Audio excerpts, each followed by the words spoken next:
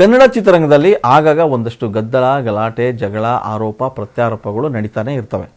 ಇತ್ತೀಚೆಗೆ ನಟ ಧನ್ವೀರ್ ಅಭಿನಯದ ವಾಮನ ಸಿನಿಮಾದ ಟ್ರೈಲರ್ ರಿಲೀಸ್ ಕಾರ್ಯಕ್ರಮ ಆಯಿತು. ಜನ ಜಂಗುಳಿ ನಡುವೆ ಆ ಕಾರ್ಯಕ್ರಮ ಆಯಿತು. ಆ ಕಾರ್ಯಕ್ರಮದ ನಡುವೆ ಪ್ರಸನ್ನ ಥಿಯೇಟರ್ ಧ್ವಂಸ ಮಾಡಿದ್ದು ಸುದ್ದಿ ಎಲ್ಲೆಡೆ ಜೋರಾಯಿತು. ಥಿಯೇಟರ್ನ ಗ್ಲಾಸು, ಗೇಟು, ಚೇರು ಹೀಗೆ ಇನ್ನಿತರೆ ಪರಿಕರಗಳನ್ನೆಲ್ಲ ಧ್ವಂಸ ಮಾಡಲಾಯಿತು.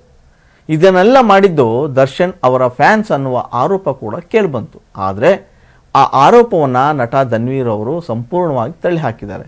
ಇಷ್ಟಕ್ಕೂ ಧನ್ವೀರ್ ಅವರು ದರ್ಶನ್ ಫ್ಯಾನ್ಸ್ ಪರ ಬ್ಯಾಟಿಂಗ್ ಮಾಡಿದ್ದು ಯಾಕೆ, ಅವರು ಹೇಳಿದ್ದು ಏನು ಅನ್ನೋದಾದರೆ, ಯಾವುದೇ ಕಾರಣಕ್ಕೆ ಆ ಕೆಲಸವನ್ನು ದರ್ಶನ್ ಅಭಿಮಾನಿಗಳು ಮಾಡಿದ್ದಾರೆ ಅನ್ನೋದನ್ನು ಒಪ್ಪೋದಿಕ್ಕೆ ಸಾಧ್ಯನೇ ಇಲ್ಲ ಅಂತೇಳಿ ಧನ್ವೀರ್ ಹೇಳಿದ್ದಾರೆ.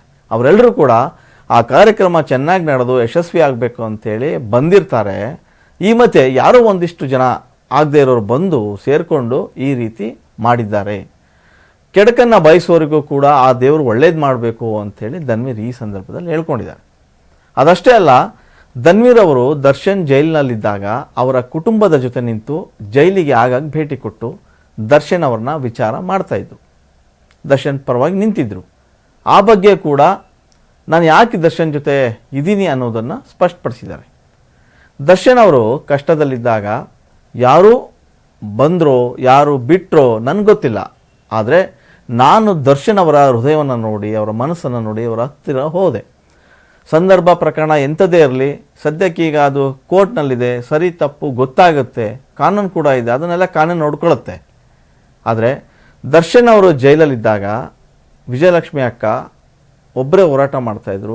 ಅವರೊಂದಿಗೆ ನಾನು ಕೂಡ ನಿಲ್ಲಬೇಕು ಅಂತ ನನಗೆ ಅನ್ನಿಸ್ತು. ನಾನು ದರ್ಶನ್ ಅವರ ಹತ್ತಿರದಿಂದ ನೋಡ್ತಾ ಇದ್ದೆ, ಅವರ ಹೃದಯದಿಂದ ಇಷ್ಟಪಟ್ಟಿದ್ದೆ. ಹಾಗಾಗಿ ನಾನು ಯಾವಾಗಲೂ ಅವ್ರ ಜೊತೆನೇ ಇರ್ತಾಯಿದ್ದೆ. ರೇಣುಕಾಸ್ವಾಮಿ ಪ್ರಕರಣ ಏನೇ ಆಗಿದ್ದರೂ ಕೂಡ ಅದು ಸದ್ಯ ನ್ಯಾಯಾಲಯದಲ್ಲಿದೆ.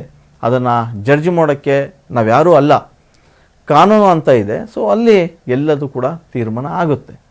ಒಂದು ಸಮಯದಲ್ಲಿ ಎಲ್ಲರೂ ಕೂಡ ದರ್ಶನ್ ಅವ್ರ ಜೊತೆ ಇದ್ದರು. ದರ್ಶನ್ ಕಡೆಯಿಂದ ಎಲ್ಲ ತರಹದ ಬೆಂಬಲವನ್ನು ತಗೊಂಡ್ರು, ಹೆಲ್ಪ್ ಮಾಡಿಸ್ಕೊಂಡ್ರು. ಆದರೆ ದರ್ಶನ್ ಹಿಂದೆ ಮುಂದೆ ಯೋಚನೆ ಮಾಡದೆ ಎಲ್ಲರೂ ಕೂಡ ನಮ್ಮವರೇ ಅಂತ ಅಪ್ಕೊಂಡ್ರು, ತಪ್ಕೊಂಡ್ರು. ಆದರೆ ಅವ್ರಿಗೆ ಕಷ್ಟ ಬಂದಾಗ, ಕಷ್ಟದ ಸಮಯದಲ್ಲಿ ಎಲ್ಲ ಕೂಡ ದೂರ ಸರಿದು ನಿಂತರು. ವಿಜಯಲಕ್ಷ್ಮಿ ಅಕ್ಕ ಕೂಡ ಅವರು ಒಂಟಿ ಹೆಣ್ಣು, ಅವರು ಅಷ್ಟೊಂದು ಹೋರಾಟ ಮಾಡ್ತಾಯಿದ್ರು. ಅದನ್ನು ನೋಡಿ ನಾನು ಕೂಡ ದರ್ಶನ್ ಜೊತೆ ನಿಲ್ಲಬೇಕು ಅಂತ ನನಗೆ ಅನಿಸಿದ್ದು ನಿಜ. ನಾನು ಕೂಡ ಅಕ್ಕ ತಂಗಿಯರ ಜೊತೆ ಬೆಳೆದವನು. ಸೊ ನನಗೂ ಕೂಡ ಕಷ್ಟ ಏನು ಅಂತ ಗೊತ್ತಾಗುತ್ತೆ. ದೇವರು ಅವರನ್ನು ಚೆನ್ನಾಗಿ ಇಟ್ಟಿದ್ದಾನೆ. ಆದರೆ ಅವ್ರಿಗೆ ಬೇಕಿರೋದು ಬರೀ ಬೆಂಬಲ ಅಷ್ಟೇ. ಸೊ ನಾವಿದ್ದೀವಿ ಅನ್ನೋವಂಥ ಧೈರ್ಯ ಅವ್ರಿಗೆ ಬೇಕಿತ್ತು. ಇವತ್ತು ಅವರೊಂದಿಗೆ ನಾವು ನಿಂತಿದ್ದೀವಿ. ಬಣ್ಣದ ಲೋಕ ಅಂದರೆ ಸಾಕಷ್ಟು ಚೆನ್ನಾಗಿರ್ತದೆ ಅಂತೇಳಿ ಭಾಳಷ್ಟು ಜನ ಅಂದ್ಕೊಳ್ತಾರೆ. ಆದರೆ ದರ್ಶನ್ ಒಬ್ಬರು ಹೊರಗೆ ಬಂದರೆ ಅದೆಷ್ಟೋ ಜನ ಅನ್ನ ತಿಂತಾರೆ, ಎಷ್ಟೋ ಕುಟುಂಬಗಳು ಚೆನ್ನಾಗಿರ್ತವೆ. ಸಿನಿಮಾ ಶುರು ಆಗೋದ್ರಿಂದ ಅದೆಷ್ಟೋ ಜನ ಅವ್ರಿಗೆ ಊಟ ಸಿಗುತ್ತೆ. ಸೊ ಹಾಗಾಗಿ ನಾನು ದರ್ಶನ್ ಅವ್ರ ಜೊತೆ ಇದ್ದೆ. ರೇಣುಕಾಸ್ವಾಮಿ ಪ್ರಕರಣ ಜಡ್ಜ್ ಮಾಡೋದು ಯಾವುದೂ ಕೂಡ ಸರಿಯಲ್ಲ. ಕಾನೂನು ಕೂಡ ಇದೆ, ಕಾನೂನಲ್ಲಿ ತೀರ್ಮಾನ ಮಾಡುತ್ತೆ. ಒಂದು ಸಮಯದಲ್ಲಿ ದರ್ಶನ್ ಜೊತೆ ಇದ್ದಂಥವ್ರು, ದರ್ಶನ್ ಕಡೆಯಿಂದ ಸಾಕಷ್ಟು ಹೆಲ್ಪನ್ನು ಪಡೆದಂಥವ್ರು ಇಂಥ ಸಂದರ್ಭದಲ್ಲಿ ಇರಬೇಕಾಗಿತ್ತು. ಆದರೆ ಯಾರೂ ಕೂಡ ಅವರು ಯೋಚನೆ ಮಾಡಲಿಲ್ಲ. ಆಮೇಲೆ ದರ್ಶನ್ ಕೂಡ ಅಷ್ಟೇ, ಎಲ್ಲರೂ ನಮ್ಮವರೇ ಅಂತ ಅವ್ರಿಗೆ ಸಪೋರ್ಟ್ ಮಾಡ್ತಾ ಬಂದರು. ಆದರೆ ಅವರಂಥ ಸಂದರ್ಭದಲ್ಲಿದ್ದಾಗ ಒಳಗಡೆ ಯಾರೂ ಹೋಗೋರು ವಿಚಾರಿಸಲಿಲ್ಲ. ರೇಣುಕಾಸ್ವಾಮಿ ಘಟನೆ ಆದಮೇಲೆ ಅವ್ರಿಗೂ ಕೂಡ ಯಾರ್ಯಾರ ಮುಖ ಏನು ಅಂತ ಗೊತ್ತಾಯಿತು. ಯಾವುದು ಗಟ್ಟಿ ಬೇರು, ಯಾವುದು ಮೃದು ಬೇರು ಅನ್ನೋದು ಕೂಡ ದರ್ಶನ್ ಅವರಿಗೆ ಚೆನ್ನಾಗಿ ಗೊತ್ತಾಯಿತು. ಈಗ ಅವರಿಗೆ ಅರ್ಥ ಆಗಿದೆ. ಯಾರ ಸಹವಾಸ ಕೂಡ ಬೇಡ ಅಂತೇಳಿ ಅವರು ನಿರ್ಧಾರ ಮಾಡಿದರು ಅಂತ ಅನಿಸುತ್ತೆ. ದರ್ಶನ್ ಅವರ ಜೀವನದಲ್ಲಿ ಅಂಥ ಪರಿಸ್ಥಿತಿ ಬಂತು ಅಂತ ಎಲ್ಲರೂ ಕೂಡ ಸಹಾಯ ಪಡ್ಕೊಂಡಿದ್ದವರೆಲ್ಲ ದೂರ ಆದರು. ಕಷ್ಟ ಬಂದಾಗ ಇರಬೇಕಿತ್ತು, ಯಾರು ಕೂಡ ಅವ್ರ ಜೊತೆ ಇರಲಿಲ್ಲ. ಸೊ ಆವಾಗ ನನಗೆ ಅನ್ನಿಸ್ತು, ಮನಸ್ಸಿಗೆ ತುಂಬ ಬೇಜಾರಾಯಿತು. ನಾನು ಅವ್ರ ಜೊತೆ ಇರಬೇಕು ಅಂತ ಡಿಸೈಡ್ ಮಾಡಿ ಅವರು ಅಂಥ ಕಷ್ಟದಲ್ಲಿದ್ದಾಗಲೂ ಕೂಡ ನಾನು ನಿಂತೆ.